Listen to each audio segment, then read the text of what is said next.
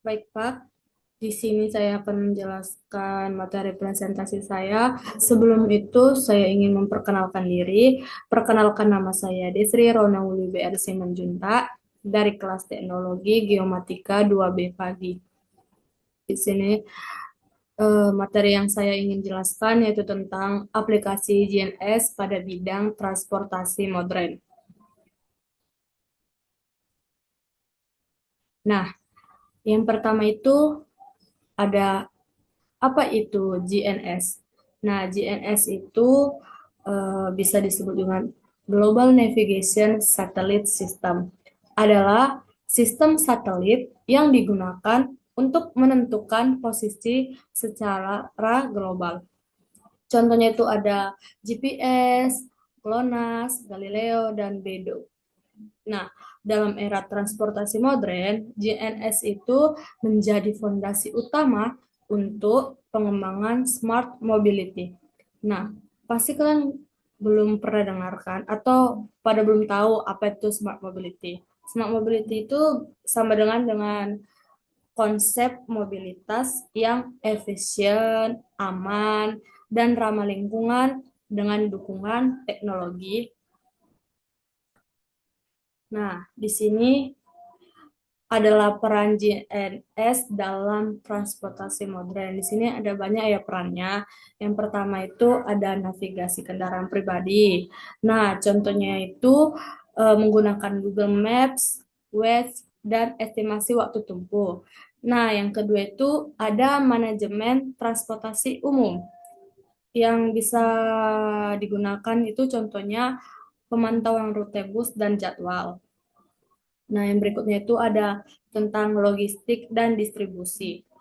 Contohnya itu ada pelancaran truk dan optimalisasi rute. Yang keempat itu ada navigasi kendaraan pribadi dan umum yang biasanya kita pakai kendaraan yang kita pakai sendiri dan kendaraan yang sering kita lihat di perjalanan dan sering gunakan untuk umum. Nah, seperti itu. Nah, yang kelima itu ada optimalisasi rute transportasi publik. Yang keenam itu ada pemantauan armada secara real time. Yang ketujuh itu ada integrasi dengan sistem manajemen lalu lintas. Nah, yang terakhir itu ada dukungan untuk kendaraan otonom. Nah, di sini selanjutnya ada tentang membahas aplikasi GNS pada kendaraan pribadi. Semisalnya tuh ada 4 poin saya buat. Yang pertama itu ada sistem navigasi mobil, contohnya itu Google Maps dan Watch. Yang kedua ada monitoring kecepatan dan lokasi. Yang ketiga ada pelacakan kendaraan atau anti pencurian. Yang keempat penghematan bahan bakar dengan rute optimal. Berikutnya itu ada tentang aplikasi GNS pada transportasi umum. Nah, ini nih ada 4 poin ya eh, pada transportasi umum itu. Yang pertama itu ada pelacakan dan penjadwalan bus secara real time. Nah, yang kedua itu ada informasi kedatangan akurat di halte. Yang ketiga itu ada analisis kepadatan penumpang. Yang keempat itu ada integrasi dengan sistem tiket elektronik.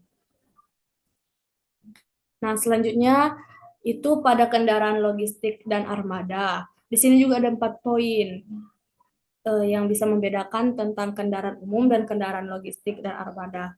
Yang pertama itu, yang membedakan itu ada manajemen armada pengiriman, yang kedua estimasi waktu tiba yang akurat, yang ketiga rute dinamis berdasarkan kondisi lalu lintas, yang keempat pelaporan dan audit perjalanan.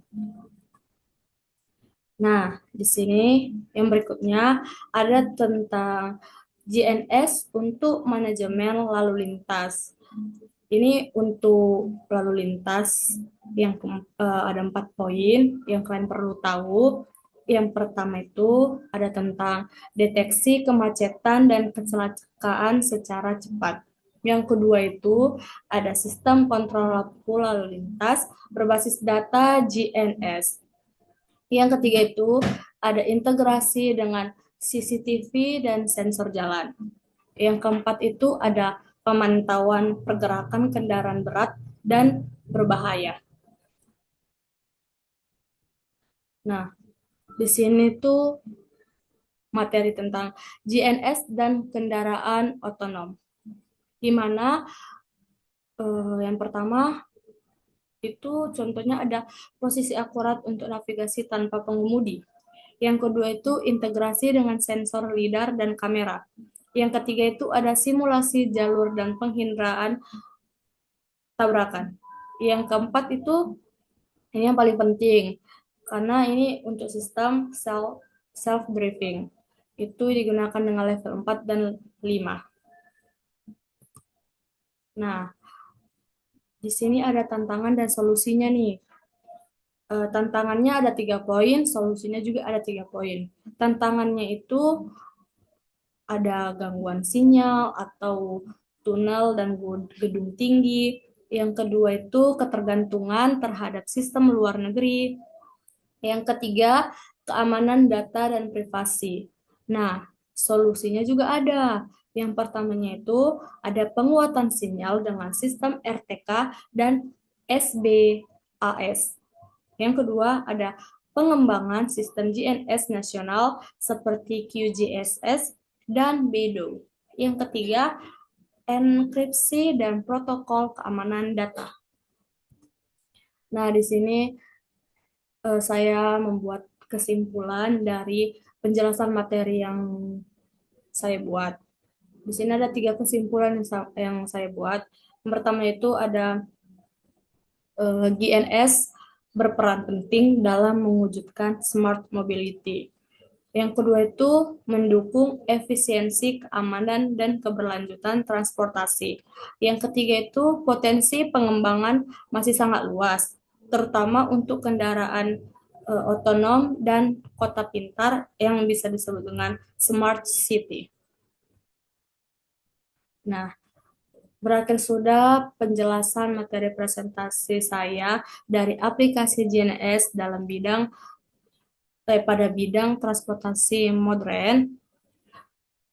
Bila ada salah kata atau kurang katanya, saya minta maaf dan saya ucapkan terima kasih.